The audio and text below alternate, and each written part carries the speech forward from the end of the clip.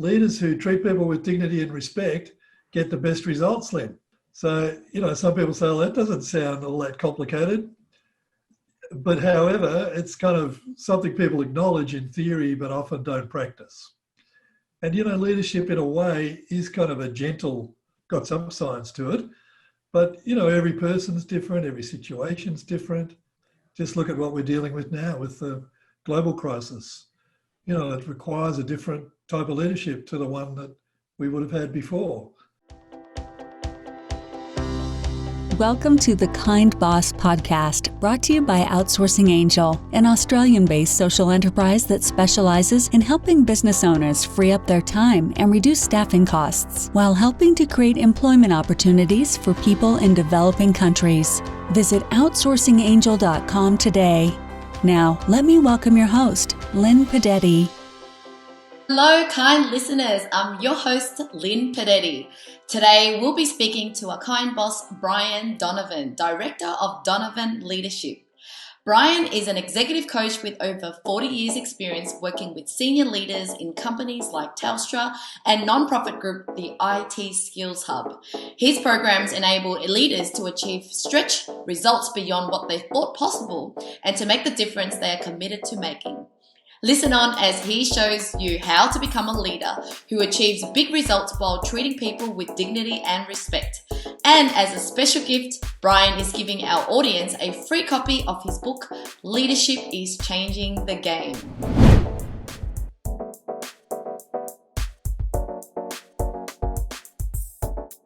Hi everybody, and welcome to another episode of the Kind Boss series. And today I have Brian Donovan. Welcome, Brian.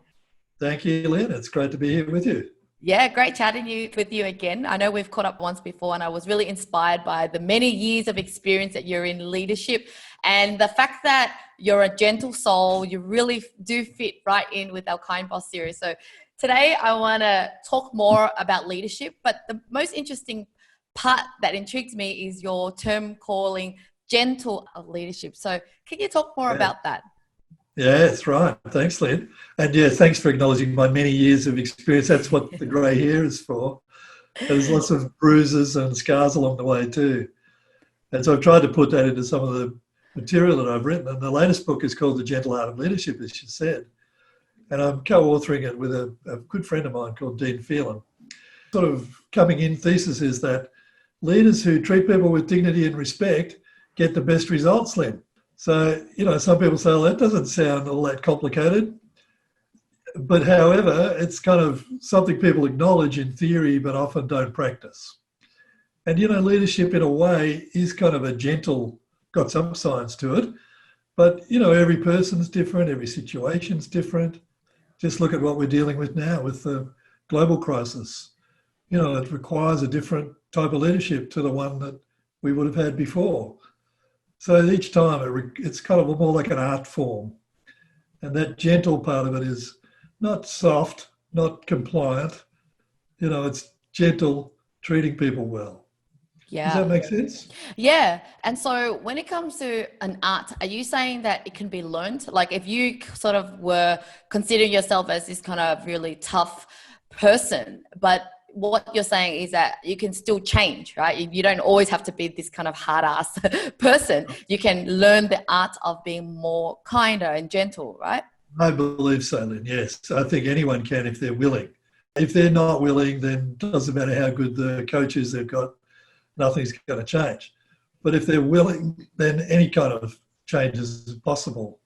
For leaders who see that actually you get better results. If you treat people well, you actually do get better results. So, it's kind of appealing to most people in business want results. They're there to do something, add value, get some runs on the board. If we thought that autocratic style, command control style, if we thought that got you the best results, well, we'd write that book, but that's not the case.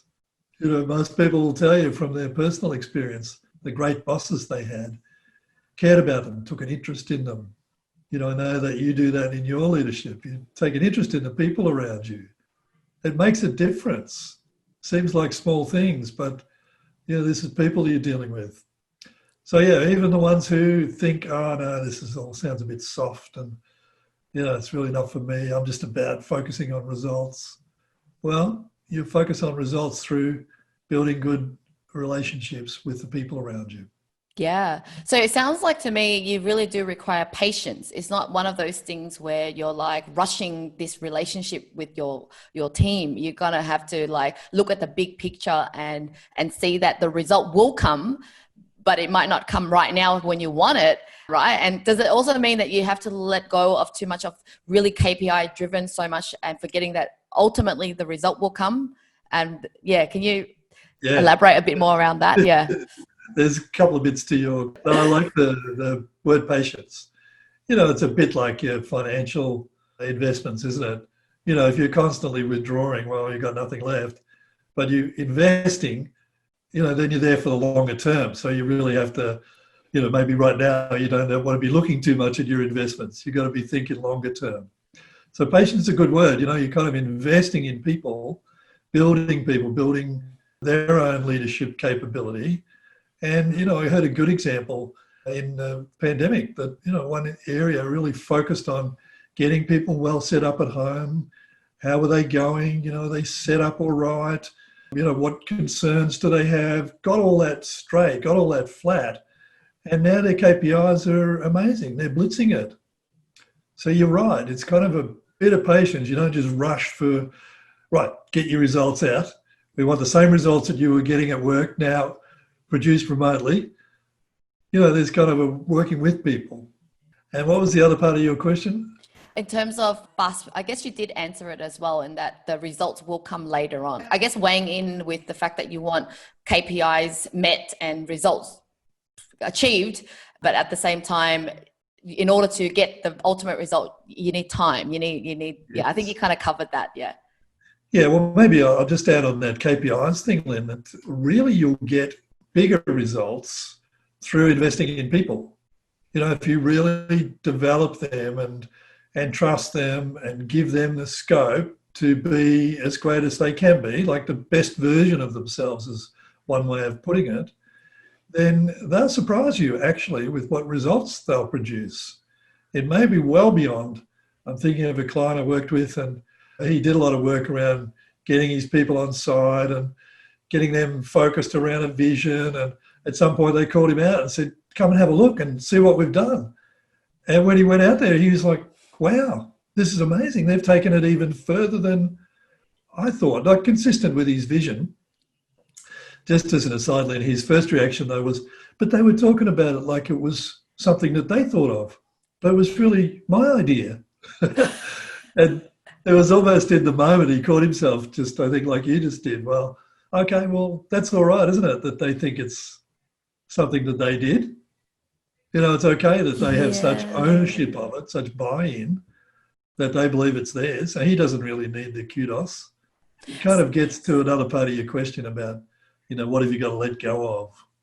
Yeah. So you kind of mentioned one kind of limiting belief there. Like sometimes a leader might not excel in their role because they're thinking they need to have the credit for everything, when ultimately the result is that you achieve that outcome. Whether you do it or your team do it, it doesn't matter, whether it's your idea or not. What are the other kind of limiting beliefs that can sabotage a leader?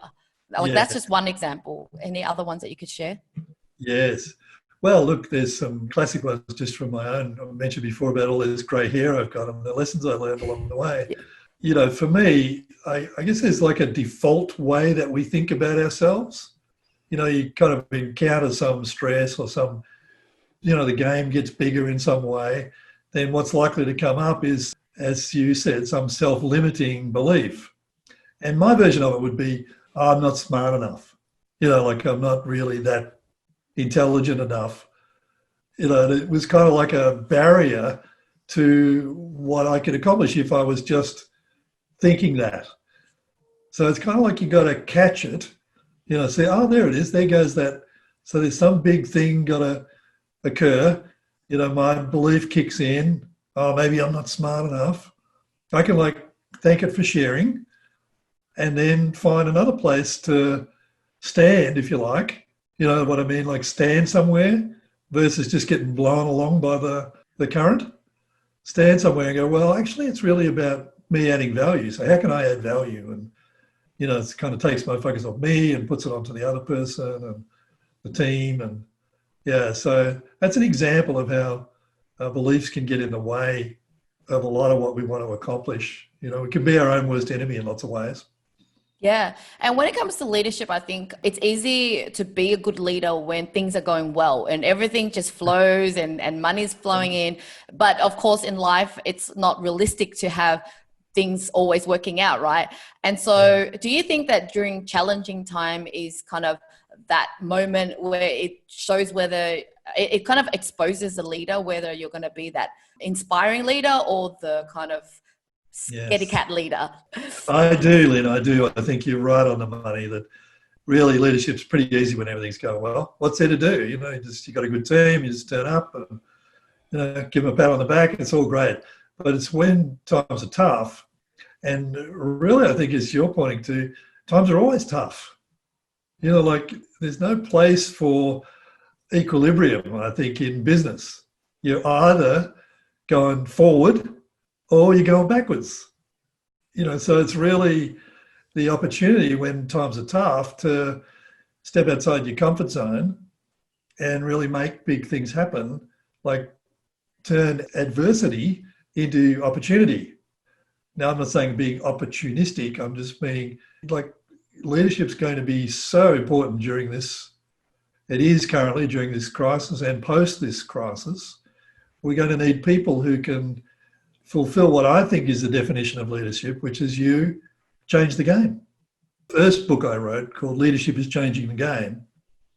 And that kind of gets at what you're asking, that the job of the leader is to take us somewhere new. It's to kind of take us in a new direction, change the game somewhere. Now, we do need people who can manage. And by management, I mean keep things going. Think about your own business. You've got a lot of great people who keep things going. You need that. But, you as the leader, you've got to have your eye on the future, don't you? Where can we take this? And, what's my vision of what's possible? And look, that's uncomfortable. And, if you're not happy outside your comfort zone, don't get into leadership. Yeah. And, with your experience working in corporations like Telstra and whatever else, do you see that there is more challenges in the leadership roles, the bigger the company is, in a sense? When I was working in a corporation long time ago for only a short period of time, I can already see that a lot of managers sort of automatically people will start to get promoted and become a manager, become a leader when they are not really leaders, if you know what I mean. They kind of were given that role, but they don't even like people. It became this, I guess that's where the work politics is. But what are the things that you witnessed in kind of bigger corporations when it came to people being leaders when they shouldn't be a leader or whatever else? Yeah, look, I think just the complexion of the issues is slightly different, but it's fundamentally the same in my experience. So I did work in a big corporation, as you said, Telstra in Australia. At the time, was probably one of the largest companies. And so, you got lots of complexity of relationships and so on. I also then was a CEO of a not-for-profit business, which had 10 or 12 people in. And I think the commonality is wherever you've got people, you've got leadership challenges, because people are not, they're not robots. They don't necessarily operate logically. They bring their emotions to work and, all their ambitions and, their conversations about themselves. They bring all that to work. So really the job of the leader is to kind of understand the people you've got to work with, and so whether that's large company or whether that's in a smaller business, there's always some transitions I think you've got to go through. And then the book I wrote about Leadership is Changing the Game was really about the transitions I saw in a large company like Telstra, where I worked with a lot of really brilliant technical people, great experts in their subject matter experts. In their field, they're preeminent.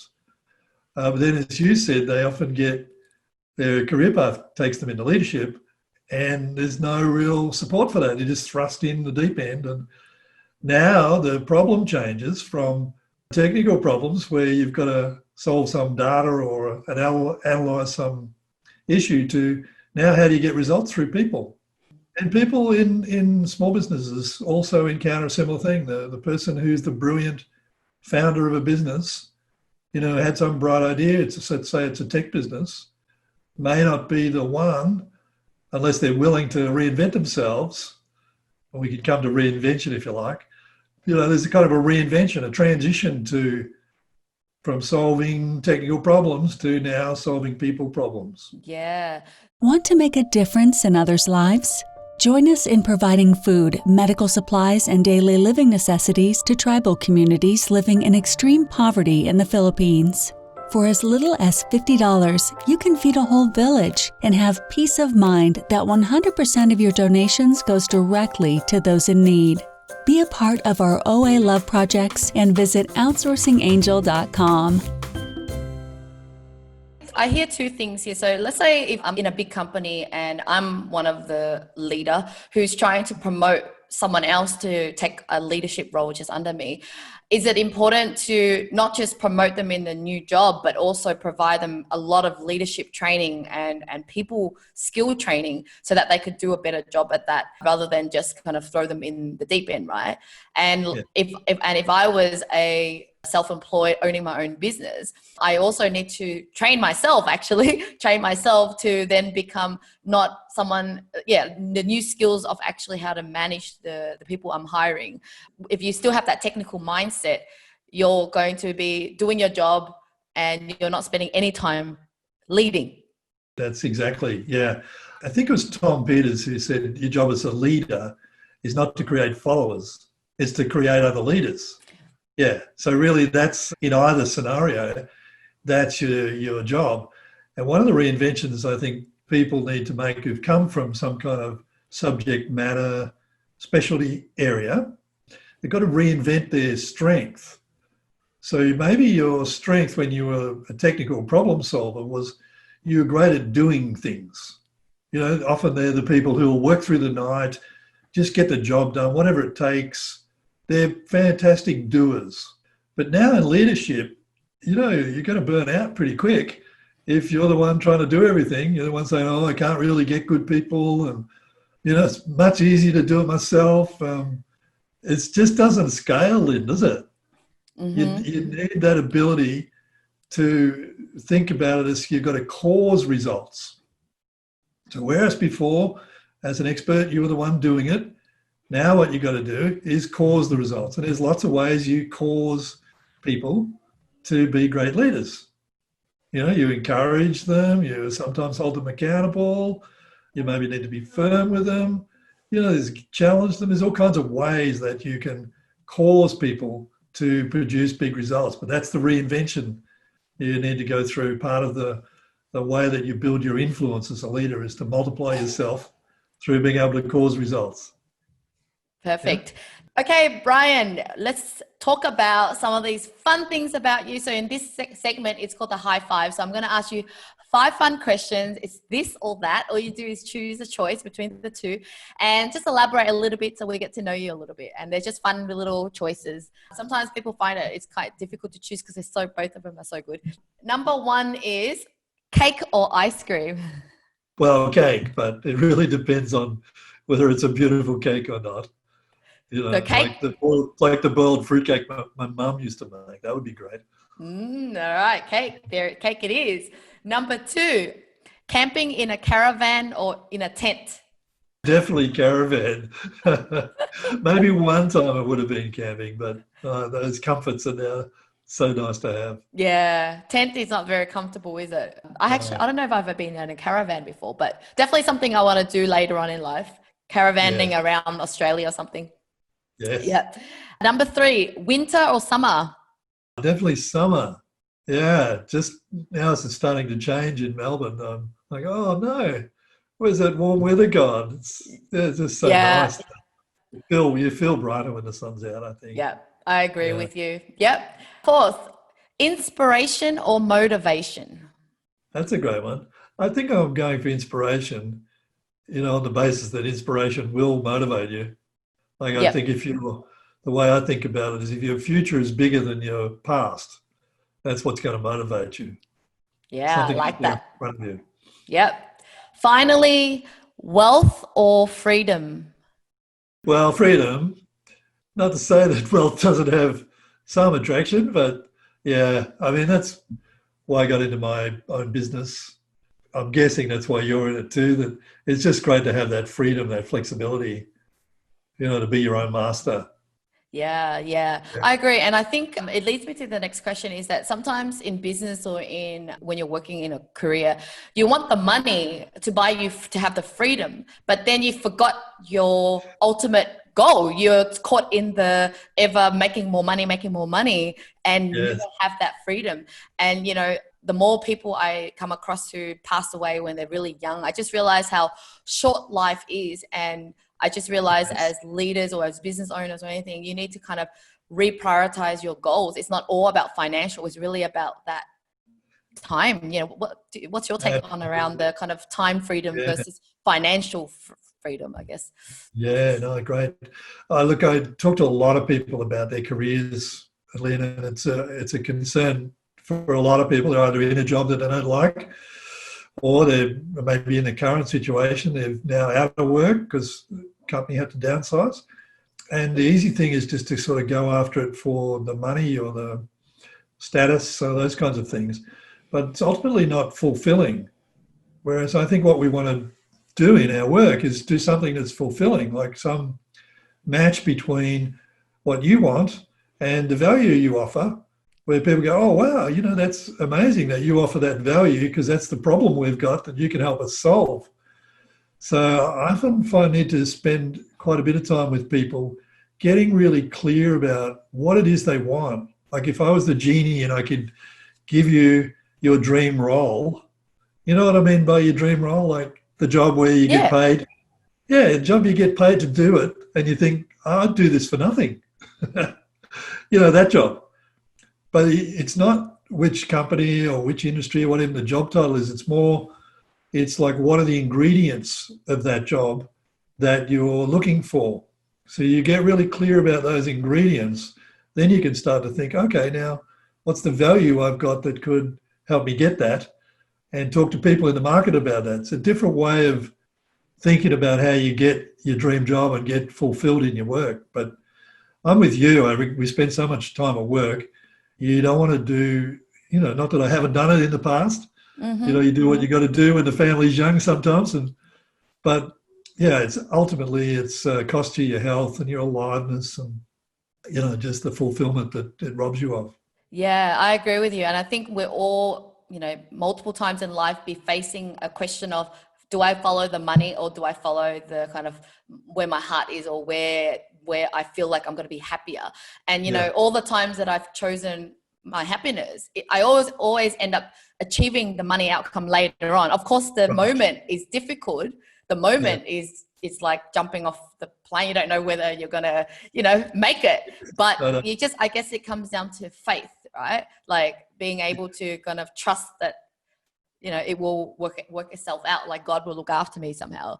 Yeah. So one of my next question for you is like, what are the qualities it takes to be a good leader? Like I just mentioned kind of like having faith, having belief that, things will work out. Because I do think that as a leader, you need a bit of trust, right? You need a trust in the person or trust in life in kind of for it to work out. Are there any other traits that you think is important for a leader? Yeah, well, there's a stack of them. People would get a lot from the book that I wrote, Leadership's Changing the Game. I think we're going to have a link to that in the show notes. The way I talk about it is not so much the traits, but the stages of influence that I think leaders go through. And the first one I've already mentioned, which is you need to reinvent your strengths. So if you're a good problem solver, your new problem is people. So, you've got to build muscle in how do you solve the people problem. You build your influence further. You want to get good at causing results. That's, a multitude of traits that go with that about encouragement and getting the best out of people. But you want to be able to make big commitments, the stretch commitments. We've been talking a fair bit today about how leadership takes you outside the comfort zone. Well, it's that ability to make some big commitment, put that out there in the future, that at the time you say it, you're not really too sure how you're going to accomplish that. They're the ones where you got to stretch yourself and find something you didn't know you had, right, to be able to achieve it. you also got to be able to paint a picture of the future. Sometimes that's people just got a vision and then they do a poster and they put it on the wall. But no, you've got to paint a picture of the future that people can engage with. Maybe they even say, oh yeah, that's the future. I want to be on that team because I love that future. And then finally, the stages on the influence curve is the ability to give it all away. You spoke before a bit about that leap of faith that you have. You could say it's like the service stage where you kind of think your job as a leader is now to give it over to the team, trust them. I don't mean blindly trust them, but, trust that they're great and they got everything they need and ask questions and so on. But, you're really giving it over to them to accomplish and you're moving on to the next big thing. Yeah. Do those stages make sense to you? Yeah, definitely. And I think when it comes to people skill, I guess that's like a big bucket of things too, right? People skill, it's one word, but there's a lot of parts to it. Can you mention maybe the top 3 parts of a people skill? Yeah. Well, often people talk about it as communication, don't they? They say, you need to be a good communicator. Well, I think that's right. I mean, but maybe we think about it in 2 parts. So, often communication is thought about as just imparting. It's like a one-way thing. I'm going to now tell you what my vision of the future is versus let's listen to your ideas. Let's listen first. Where are you at? What do you see, Lynn? What's possible from where you sit? What are the constraints where you sit? That listening ability as a leader, and often you're listening for as much what's not said as what is said. Yeah, because sometimes you can kind of listen, well, actually people are leaving something out there when they're saying that. And yeah, certainly your ability to communicate is important, like impart a message. But again, you're talking about it with the audience in mind. So many people think about their PowerPoint slide pack and, I'm just going to deliver this talk I've got and do the same with everyone rather than, no, well, I'm talking to Lynn, so what's she interested in and how do I get the message across to Lynn in a way that, she can relate to and sees what's in it for her to do what I want. That ability to communicate as a leader.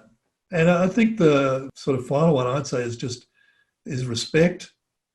Respect encompasses a lot. You're thinking about that person over there. Who's that person? What's their story? What are they up to in life? Are they really the best fit for this job? Have they got bigger ambitions that I can help them with? It's that kind of caring and respect about, saying please and thank you. And, it seems so obvious when you say it, Lynn, isn't it? But, it's often forgotten about because you're just kind of in the business rush to get the next thing done. Yeah. Once you spend a bit of time, you've got respect for people, well, you'll acknowledge their accomplishments. Some of the great leaders I've seen just do simple things like Friday afternoon, they'll just call people up and say, that thing you did, that really made a big difference. And here's why it helped the business. And thank you so much. Now, it's such a simple thing, but I can't tell you the difference it makes to people. We think that we need expensive gifts or a fun kind of like a Google workplace. We don't actually need that. I think people ultimately just want to be recognized. And like you said, it's just a simple word of going, thank you, not just a quick thank you, but thank you for doing this, just spending that moment. And so I think from what I hear is that if we just all slow down as leaders or as people, then we have more time to actually digest the information and think of how we can serve the people around us. But we're too rushed, even though our intention is, I care about people. I'm good to people. But if you're too rushed, you just can't. That's a really great point, Lynn. Yeah, I think you used the word before about patience. It's maybe another way to think about it too is time for reflection. So as a leader, you can't change the game. You can't think of the big strategy if you're in busy emails, meetings, back-to-back, phone calls. There's no time. There's no space for anything new to come in. It's like your computer, isn't it? If the hard drive's full, you can't fit anything else on it. So as a leader, you really need that ability to be able to step back. And to do that, I know I'm preaching as a converted here with you, Lynn, but for other people listening, to do that, you really need a great team around you to be able to free you up so you can do that kind of big picture thinking. That's really your job. The job is not to be busy doing all the day-to-day tasks. Your job is to be thinking about the future and how to take people along there with you. Yeah. So time to step back and reflect is really critical. Love that. So Brian, can you tell me about that book that you have for people? So it's called Leadership's Changing the Game. The subtitle is The Transition from Technical Expert to Leader.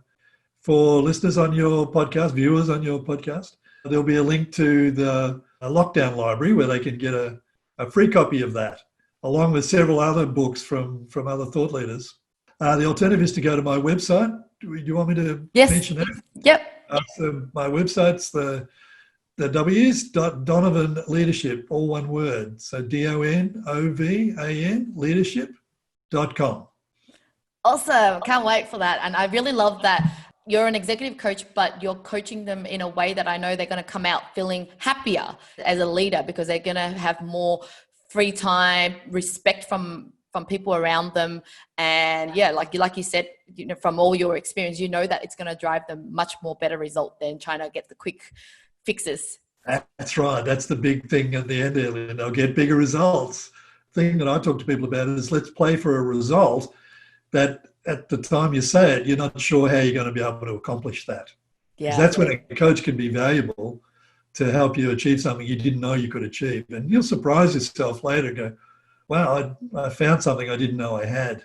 Yeah, and when it comes to that kind of, I guess, as a leader, no one is there to tell you that you are doing things wrong too. Like the team is sometimes too scared to confront you. But when you're working with the coach, I guess it's like you're able to go, here's my problem, but the coach will be able to go, well, it's actually because of these kind of leadership skill that you're lacking, but you can't see that, so you can't fix it. So yeah, I highly recommend. I'm going to put that on my website, what you just said. Yeah, you can't see it yourself. So that coach is awesome. And it's lonely at the top. Who do you trust? Because internal, it's a bit hard to find people to talk to, whereas you talk to a coach, say in my case, I don't want your job. I'm not my own business. I'm really happy doing what I'm doing. But someone you can trust that you can talk to that'll, have your interest at the best heart. Yeah. Thank you. So I have two questions left for you. One is, what does a kind boss mean to you? Well, interesting that you've called your podcast The Kind Boss. It sounds very simple to the gentle art of leadership. So to me, it means similar things. That kind of kindness, that gentleness will get you the best results. So it's not, what it doesn't mean to me is, we all just stand around and hug each other and it'll all be lovely and nothing happens. No, it's in service of some big results that you get the greatness out of people. Awesome. Well, my last question for you is, what do you want people to remember Brian for? Well, I think I'd like to remember me for causing leadership on the planet. I reckon leadership's the thing that is going to make the difference in any sphere of life as we can think about it, Lynn. So, I want to be remembered for, well, he made some difference to that, left a legacy of leaders who can, really change the game in whatever sphere they work in. Yeah. Yeah, I love that. And I think, the more leaders we create, then they will then be inspired to create other leaders, which means there's a ripple effect of just amazing, kind, gentle leaders. I love you. That's right. Thank you so much, Brian, for taking the time to sit with me and answer all those amazing questions. So yeah, thank you. It was great fun, Lynn. Thanks for having me. All right. See you next time. Thank you. Thank you for joining our podcast today. We hope this interview has inspired and humbled you to be a kind boss. Please don't forget to subscribe to our channel and let us know what you think about our show. If you have any questions, please visit outsourcingangel.com. Until then, stay kind and spread love.